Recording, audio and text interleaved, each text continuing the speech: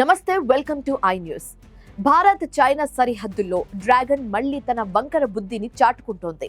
తూర్పు లదఖ్లోని పాంగాంగ్ సరస్సు వద్ద చైనా భారీ ఎత్తున శాశ్వత నిర్మాణాలను చేపడుతున్నట్లుగా శాటిలైట్ చిత్రాల ద్వారా వెల్లడైంది.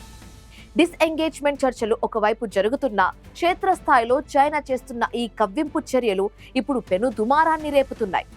అసలు చైనా మాస్టర్ ప్లాన్ ఏంటి? భారత్ దీనికి ఎలా సమాధానం ఇవ్వబోతుంది? ఇప్పుడు మన స్పెషల్ స్టోరీలో ఈ డీటెయిల్స్ చూద్దాం. లడఖ్ గడ్డపై చైనా డ్రాగన్ మరోసారి విషం చిమ్ముతోంది.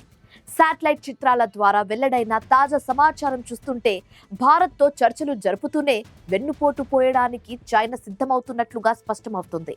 తూర్పు లడఖ్లోని పాంగాంగ్ సరస్సు ఉత్తర తీరంలో చైనా ఆర్మీ అత్యంత వేగంగా శాశ్వత భవనాలు, సైనిక స్థావరాలను నిర్మిస్తోంది. కేవలం టెంట్లు వేసుకుని ఉండే కాలం పోయింది. ఇప్పుడు అక్కడ ఏకంగా కాంక్రీట్ భవనాలు, బంకర్లు, వంతెనలను చైనా సిద్ధం చేస్తుంది.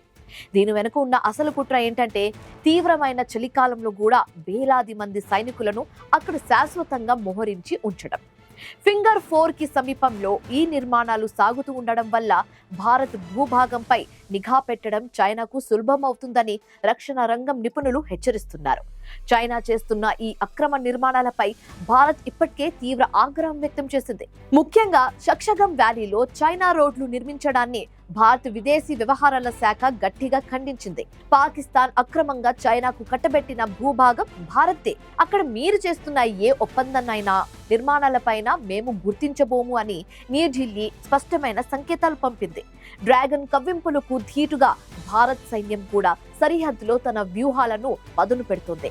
కొత్తగా భైరవ్ బెటాలియన్ ను రంగంలోకి దించి శత్రువుకు కంటి మీద కునుకు లేకుండా చేస్తుంది.